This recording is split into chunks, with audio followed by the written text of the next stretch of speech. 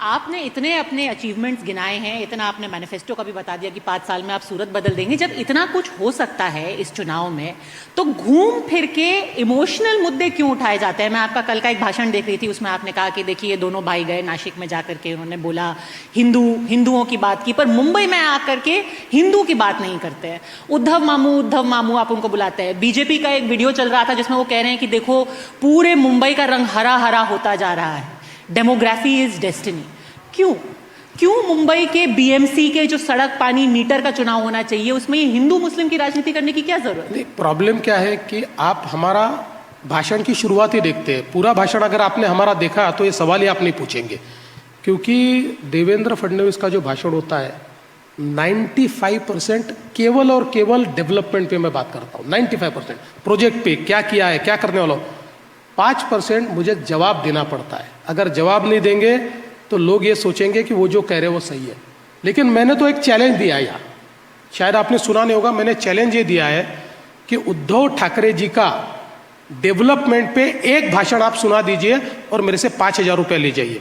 पहले मैंने 1,000 रुपये रखा था, भाषण नहीं आया, फिर 2,000 किया, भाषण नहीं आया, फिर 3,000 किया, अब मैं 5,000 तक पहुंचा हूँ।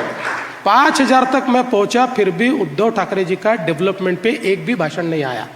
हम डेवलप, और मुंबई के बाहर तो मैं डेवलपमेंट के सिवा कुछ बोलता ही नहीं हूँ, वहाँ किसी को जवाब भी नहीं देता हूँ। मुंबई में जवाब इसलिए देता हूँ कि जवाब देना पड़ता है। इसलिए मुझे लगता है कि ये सवाल रॉन्ग जगह आया, गलत जगह आया। ये सवाल तो पूछा जाना चाहिए उद्धव जी को कि मुंबई का बीएमसी का इलेक्शन है, बीएमसी के ऊपर आप कब बोलोगे? अब 2 ही दिन बचे हैं। एक भी भाषण में एक भी शब्द बीएमसी के विकास के, उनकी विजन क्या, इसके ऊपर वो नहीं बोल पाए। नहीं तो आप किस चीज का जवाब दे रहे हैं? क्योंकि वो मुंबईकर का मुद्दा उठा रहे हैं, तो आप उसके जवाब में हिंदुत्व का मुद्दा उठा रहे हैं, ये उसका जवाब है? देखिए, हिंदुत्व और मराठी ये अलग नहीं हो सकता।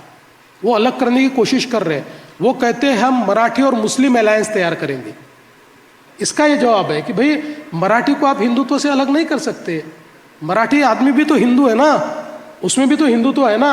हम सब हिंदुत्ववादी, हम सब मराठी है, वो अकेले थोड़ी मराठी है। मैं कहा राजस्थान से थोड़े आया, मैं कहीं गुजरात से थोड़े आया हूँ, मैं यहाँ कहीं पैदा हुआ हूँ, मैं मराठी हूँ, कई पुश्तों से मराठी हूँ।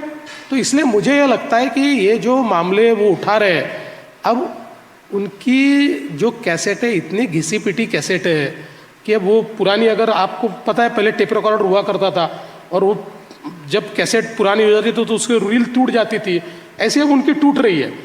उनका प्रॉब्लम ये है कि उन्होंने अभी अपनी स्क्रिप्ट लिखने के लिए नया आदमी ढूंढना चाहिए। कितने दिनों तक संजय राउत की स्क्रिप्ट पर वो बात करेंगे? कितने दिनों तक वही घिसी पिटी स्क्रिप्ट हमको सुनाएंगे? बदलनी चाहिए।